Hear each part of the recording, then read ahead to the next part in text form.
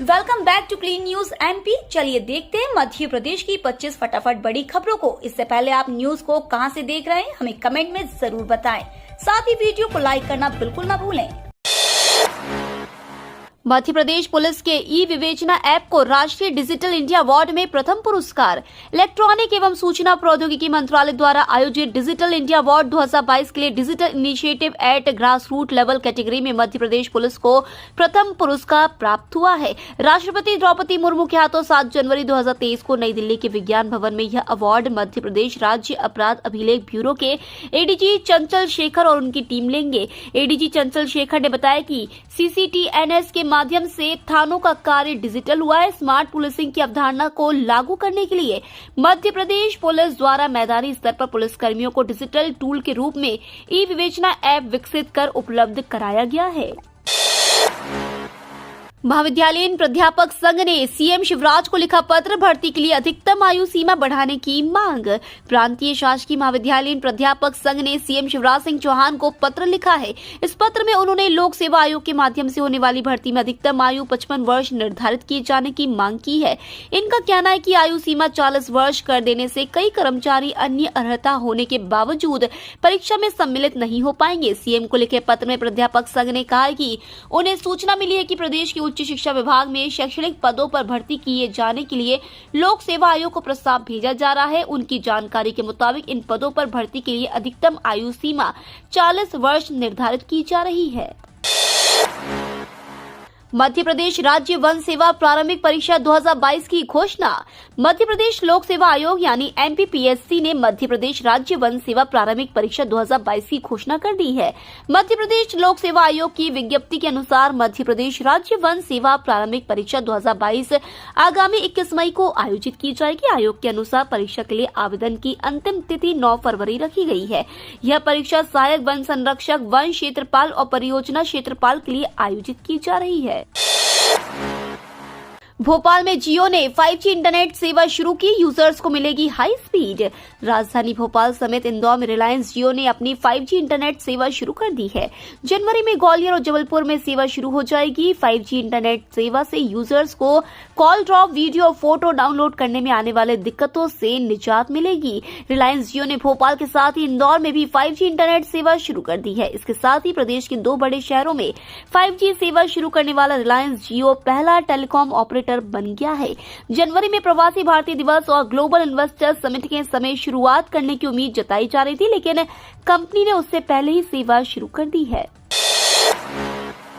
3 महीने और चलेगी Jabalpur Coimbatore weekly special train, reservation शुरू। नए साल में यात्रियों की सुविधा को ध्यान में रखते हुए रेल प्रशासन द्वारा गाड़ी संख्या 02198 जबलपुर कोयम्बटूर और 02197 Coimbatore Jabalpur weekly express special train को 3 महीने और चलाने का निर्णय लिया गया है।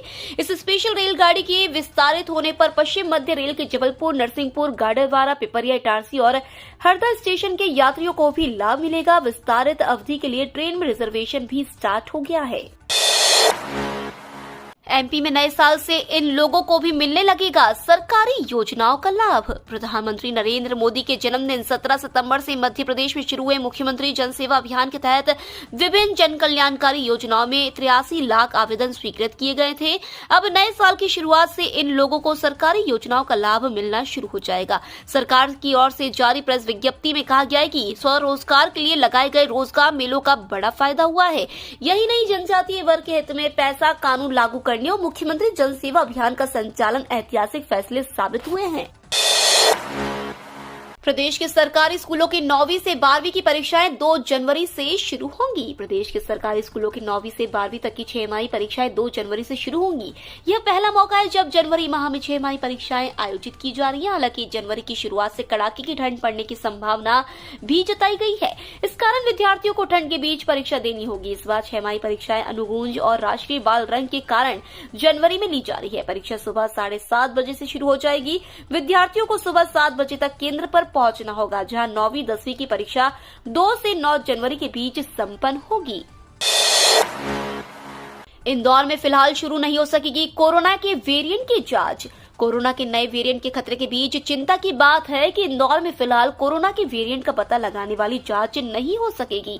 जांच के लिए सैंपल भोपाल ही भेजने होंगे। दरअसल national centre for disease control ने एमजीएम मेडिकल कॉलेज को वेरिएंट का पता लगाने वाली जीनोम सीक्वेंसिंग मशीन तो उपलब्ध करवा दी, लेकिन मशीन के छोटे मोटे पार्ट और जांच के लिए जरूरी केमिकल दिए ही नहीं। अब एनसीडीसी इन्हें उपलब्ध करवा भी दे तो भी इंदौर में वेरिएंट की जांच फिलहाल शुरू नहीं हो सकेगी, क्योंकि बगैर रजिस्ट्रेशन यह संभव नहीं है। यात्रियों को रेलवे स्टेशन छोड़ने फ्लाईओवर से डोम तक जा सकेंगे वाहन। जबलपुर रेलवे स्टेशन को विश्व स्तरीय स्टेशन बनाने के लिए रेलवे सबसे ज्यादा काम यात्री सुविधाओं को बेहतर करने का करेगा। इसके लिए मुख्य स्टेशन कायाकल्प होगा, जिसमें सबसे बड़ा बदलाव पार्किंग सुविधा पर किया जाएगा। स्टेशन आने वाले यात्रियों के स्वजन और टैक्सी ड्राइवर को अपने वाहन पार्किंग में खड़े करने की जरूरत नहीं पड़ेगी। फ्लाईओवर से वे सीधे अपने वाहन को स्टेशन के ऊपर बनने वाले विशाल डोम तक ले जा सकेंगे। इसके लिए जबलपुर रेलवे स्टेशन के प्लेटफॉर्म क्रमांक 6 के बाहर वन वे फ्लाईओवर बनाया जाएगा। इसमें 2 और 4 पहिया वाहनों को ड्रॉप एंड गो की सुविधा होगी। प्रवासी भारतीय सम्मेलन के दौरान आयोजन स्थल पर बनेगा सांस्कृतिक गलियारा। प्रवासी भारतीय सम्मेलन व ग्लोबल इन्वेस्टर मीट के दौरान ब्रिलियंट कन्वेंशन सेंटर स्थित आयोजन स्थल पर सांस्कृतिक गलियारा तैयार किया जाएगा। इसमें विभिन्न स्थानीय सांस्कृतिक विरासत, कला और शिल्प, आदिवासी कलाओं, महत्वपूर्ण आध्यात्मिक स्थलों और मध्य प्रदेश के ऐतिहासिक स्मारकों के साथ 13 स्टॉल होंगे। निगम आयुक्त प्रतिभा पाल ने प्रवासी भारतीय सम्मेलन हेतु कार्यक्रम स्थल का निरीक्षण किया। अगले साल विद्यार्थियों का डाटा डिजी लॉकर में होगा अपलोड। राष्ट्रीय शिक्षा नीति के तहत स्नातक पाठ्यक्रम के विद्यार्थियों का डाटा डिजिटल प्रारूप में तब्दील कर दिया है, जिसमें देवी अहिल्या विश्वविद्यालय ने अपने दायरे में आने वाले संबद्ध कॉलेजों के छात्रों की जानकारी शामिल की है। अब जल्द ही राष्ट्रीय शैक्षणिक डिपॉजिटरी और डिजी लॉकर के उपयोग को विद्यार्थियों की डाटा अपलोड किया जाएगा। यह काम 15 जनवरी तक पूरा करना है। अधिकारियों के मुताबिक विदेशों में नौकरी और उच्च शिक्षण संस्थानों को विद्यार्थियों से जुड़े दस्तावेज जांच में आसानी होगी। बीए फर्स्ट ईयर छात्र के रिजल्ट में विषय बदला, अंक सूची में विश्वविद्यालय करेगा सुधार। देवी अहिल्या विश्वविद्यालय ने अक्टूबर में यूजी फर्स्ट ईयर का रिजल्ट जारी किया, जिसमें कई विद्यार्थियों की अंक सूची में गड़बड़ी सामने आई है। 3 दिन पहले बीए कर रहे एक छात्र ने शिकायत दर्ज करवाई है। छात्रा का कहना है कि जिस विषय की परीक्षा दी है उसकी बजाय विश्वविद्यालय ने अंक सूची में अन्य विषय दर्शाया है। मामले में अब विश्वविद्यालय विद्यार्थी से जुड़े दस्तावेज खंगाल रहा है। हालांकि अधिकारियों ने अंक सूची में गड़बड़ी होने की बात मानी है, यहां तक उसमें सुधार करवाने का भी कहा है। दरअसल बीए, बीकॉम और बीएससी में मुख्य इलेक्टिव और वोकेशनल विषय रखे हैं। कमलनाथ का दावा, मध्य प्रदेश में कांग्रेस की सरकार बनना तय। प्रदेश कांग्रेस अध्यक्ष कमलनाथ ने विधानसभा चुनाव 2023 को लेकर कांग्रेस द्वारा सर्वे कराए जाने से इनकार किया है। पार्टी ने प्रदेश में ऐसा कोई सर्वे नहीं कराया है। नाथ ने कहा है कि मैं इतना स्पष्ट करना चाहता हूं कि कांग्रेस पार्टी का एक एक कार्यकर्ता मजबूती से कार्य कर रहा है। मध्य प्रदेश की जनता ने कांग्रेस पार्टी को ऐतिहासिक जनादेश देने का मन बना लिया है। विधानसभा चुनाव में कांग्रेस पार्टी प्रचंड बहुमत से जीत हासिल करेगी। मोदी सरकार देश में ग्रीन एनर्जी पर दे रही खास ध्यान। पूरी दुनिया पर्यावरण से जुड़ी मुश्किलों से लगातार जूझ रही है। दरअसल ज्यादा मात्रा में हो रहे कार्बन उत्सर्जन की वजह से पृथ्वी का तापमान लगातार बढ़ता जा रहा है, जिससे तमाम तरह की मुश्किलें आ रही हैं। भविष्य में ग्लोबल वार्मिंग की वजह से पैदा हुई मुश्किलों से निपटने के लिए विकल्प के तौर पर ग्रीन एनर्जी को अहमियत दी जा रही है। जीरो कार्बन उत्सर्जन सुनिश्चित करने और पर्यावरण सुरक्षा की नजर से महत्वपूर्ण पहल करते हुए केंद्र सरकार सोलर पावर के विकास और विस्तार पर खास ध्यान दे रही है। इसी के तहत मध्य प्रदेश का सांची देश की दूसरी सोलर सिटी बनने जा रहा है। आज देश में सोलर पावर के विस्तार और लोगों के बीच पहुंच सुनिश्चित करने के लिए कई तरह की योजनाएं चल रही हैं। केंद्र सरकार से कोविशील्ड वैक्सीन के 5 लाख डोज मिलेंगे। मध्य प्रदेश के लिए अच्छी खबर है। कोरोना रोधी कोविशील्ड वैक्सीन के 5 लाख डोज केंद्र से प्रदेश को मिलेंगे। राज्य टीकाकरण अधिकारी डॉक्टर संतोष शुक्ला ने बताया कि 5 जनवरी के बाद टीका आ जाएगा। बता दें कि कोरोना वायरस के नए सब वेरिएंट BF7 की वजह से चीन समेत कई देशों में कोरोना के मामले बढ़ने के बाद प्रदेश में सतर्कता डोज लगवाने के लिए लोग परेशान हो रहे हैं। इक्का दुक्का लोग पहली और दूसरी डोज लगवाने के लिए भी आ रहे हैं। मध्य प्रदेश के गृह मंत्री डॉक्टर नरोत्तम मिश्रा ने सेंसर बोर्ड के निर्णय को सराहनीय बताया। मध्य प्रदेश के गृह मंत्री डॉक्टर नरोत्तम मिश्रा ने फिल्म पठान के मामले में सेंसर बोर्ड के निर्णय को सराहनीय बताया है। उल्लेखनीय है कि सेंसर बोर्ड से मिली जानकारी के अनुसार मेकर्स को शाहरुख खान की अपकमिंग फिल्म पठान फिल्म में कई बदलाव करने होंगे। फिल्म अगले साल 25 जनवरी को रिलीज होनी है।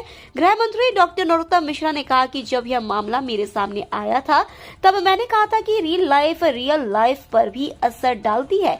निर्माता, निर्देशकों, कलाकारों सभी को इस बात का ध्यान रखना चाहिए। केंद्र से मिली राहत, तिलहन और तेल के भंडारण पर लगी स्टॉक लिमिट हटाई। नए साल के साथ ही तेल और तिलहन के कारोबारियों को सरकार की ओर से बड़ी राहत मिलने जा रही है। खाद्य, सार्वजनिक वितरण व उपभोक्ता मामलों के मंत्रालय ने तेल तिलहन से स्टॉक लिमिट हटाने का आदेश जारी कर दिया है। 31 जनवरी के बाद तेल और तिलहन पर स्टॉक लिमिट का नियम प्रभावी नहीं होगा। इससे बाजार और स्टॉकिस्ट दामों में मजबूती की उम्मीद कर रहे हैं।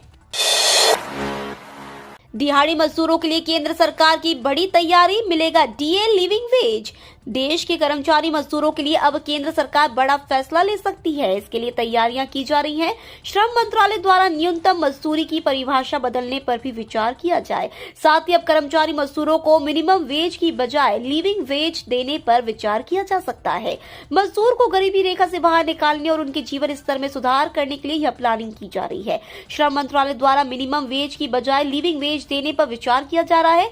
इस प्रक्रिया पर विचार और मंथन भी शुरू कर लिया गया है। अंतर्राष्ट्रीय श्रम संगठन से भी इस मामले में मदद लेने के आसार जताए जा रहे हैं। बीयू के बीएलएलबी की सेमेस्टर परीक्षाएं 12 जनवरी से होगी शुरू। बरकतुल्लाह विश्वविद्यालय ने नए साल में होने वाली कई सेमेस्टर परीक्षाओं की समय सारणी जारी कर दी है। इसमें बीएलएलबी की सेमेस्टर परीक्षाएं भी शामिल है। बीएलएलबी के तीसरे, 5वें, 7वें और 9वें सेमेस्टर की परीक्षाएं 12 जनवरी से शुरू होंगी। ये परीक्षाएं 27 जनवरी तक चलेंगी। यह परीक्षा बीयू से संबद्ध कॉलेजों बीयू यूटीडी के विद्यार्थियों की होगी। विश्वविद्यालय ने बीबीए होटल मैनेजमेंट के तीसरे, 5वें सेमेस्टर की परीक्षा की समय सारणी भी जारी कर दी है। बीएलएलबी की सेमेस्टर परीक्षाओं के लिए राजधानी में 5 केंद्र बनाए गए हैं। आज इंदौर में हुड़दंग करने वालों पर ड्रोन रखेगा नजर। नव वर्ष के स्वागत में आज 31 दिसंबर को हुड़दंग करने वाले लोगों पर इस बार पुलिस सख्ती से कार्रवाई करने की योजना बना रही है। इससे पहले पुलिस लोगों से अपील कर रही है कि ऐसा कोई काम ना करें जिससे दूसरों को परेशानी हो। शराब पीकर वाहन चलाने वालों के खिलाफ इस बार भी सख्ती बरती जाएगी। गली, मोहल्ले, प्रमुख मार्ग सहित भीड़ वाली जगहों पर पुलिस ड्रोन से नजर रखेगी। जो भी व्यक्ति हुड़दंग करता नजर आएगा, पुलिस उसके खिलाफ सख्ती से कार्रवाई करेगी। बस स्टैंड, रेलवे स्टेशन, प्रमुख चौराहों सहित जहां जहां पर सीसीटीवी कैमरे लगे हैं वहां कंट्रोल रूम में बैठी टीम नजर रखेगी। स्मार्ट सिटी में 1500 करोड़ रुपए खर्च, जनता को नहीं मिल रहा लाभ। राजधानी को स्मार्ट सिटी बनाने के लिए अधिकारियों ने मनमर्जी तरीके से 1500 करोड़ रुपए खर्च कर दिए।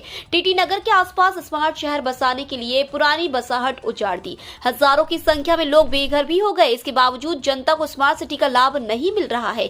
एबीडी प्रोजेक्ट के तहत अब तक न तो 342 एकड़ में स्मार्ट सिटी बन पाई है और न ही पेन सिटी बनाने का सपना पूरा हुआ। बता दें कि देश के शहरों में आर्थिक विकास की बढ़ाने और बुनियादी ढांचे को मजबूत बनाने के लिए जून 2015 में स्मार्ट सिटी योजना का शुभारंभ किया गया था। इसके तहत भोपाल में टीटी नगर क्षेत्र को स्मार्ट सिटी बनाने के लिए चयनित किया गया। खुशी से उछल पड़ेंगे पीपीएफ खाते वाले। यूनियन बजट पेश होने में करीब 1 महीना बाकी है। 1 फरवरी को वित्त मंत्री निर्मला सीतारमण की तरफ से अगले वित्त वर्ष के लिए बजट पेश किया जाएगा, लेकिन इससे पहले अलग अलग सेक्टर की तरफ से वित्त मंत्री को अपनी मांगों से अवगत कराया जा रहा है। इसके साथ ही केंद्रीय वित्त मंत्री से आगामी बजट में राहत देने की मांग की जा रही है। सूत्रों का यह भी दावा है कि सरकार इस बार के बजट में किसानों और नौकरी पेशा दोनों को राहत देने का विचार कर रही है। दरअसल यह 2024 के लोकसभा चुनाव से पहले मोदी सरकार का आखिरी बजट होगा। यूनियन बजट में सेक्शन 80C के तहत बचत की लिमिट 1.5 लाख से बढ़ाकर 2.5 लाख रुपए की जाने की उम्मीद की जा रही है। ICAI की तरफ से प्री बजट मेमोरेंडम 2023 में आम आदमी को ज्यादा सेविंग करने की बात कही गई है। एक और सरकारी बैंक ने एफडी रेट्स में किया बदलाव। कल से हुआ 7.60% ब्याज दर का फायदा। एसबीआई, एचडीएफसी, आईसीआईसीआई बैंक समेत कई बैंकों ने अपने ब्याज दरों में बढ़ोतरी की है। एफडी पर ब्याज दरों में बढ़ोतरी करने वाले बैंकों की लिस्ट में एक और सरकारी बैंक शामिल हो गया है। सेंट्रल बैंक ऑफ इंडिया ने भी 2 करोड़ रुपए से कम के फिक्स्ड डिपॉजिट पर ब्याज दरों में बढ़ोतरी की है। बैंक की वेबसाइट के मुताबिक नई ब्याज दरें कल से लागू हैं। बताते चले कि बैंक 7 दिन से 10 साल के फिक्स्ड डिपॉजिट पर 3% से लेकर 6% ब्याज दरों का लाभ दे रहा है। वहीं 444 डेज के टेन्योर पर बैंक 7.35% से लेकर 7.60% ब्याज दर का लाभ दे रहा है। जल्द बनवा ले आयुष्मान कार्ड, मिलेगा 5 लाख तक का लाभ। केंद्र सरकार और राज्य सरकार अपने अपने स्तर पर कई कल्याणकारी योजनाएं चला रही है। इन्हीं योजनाओं में एक आयुष्मान भारत योजना है। इस स्कीम का उद्देश्य गरीब लोगों और हर जरूरतमंद तक आर्थिक लाभ पहुंचाना होता है। इस स्कीम के अंतर्गत पात्र लोगों के आयुष्मान कार्ड बनाए जाते हैं। इसके बाद कार्ड धारक को 5 लाख रुपए तक का इलाज मुफ्त मिलता है। आयुष्मान कार्ड बनवाने के लिए सबसे पहले अपने नजदीकी जन सेवा केंद्र पर जाना होगा। इसके बाद आपको संबंधित अधिकारों को अपनी जरूरी दस्तावेज जैसे आधार कार्ड, निवास प्रमाण पत्र, राशन कार्ड और एक मोबाइल नंबर देना है। इसके बाद अधिकारी आपके दस्तावेजों की जांच करेगा। इसके बाद जब आपके दस्तावेजों का सत्यापन हो जाएगा, कुछ दिन में ही आपका आयुष्मान कार्ड बनकर घर आ जाएगा। न्यू ईयर के आगाज को हैप्पी बनाने में मौसम भी देगा साथ। 1 जनवरी के बाद बढ़ सकती है सर्दी।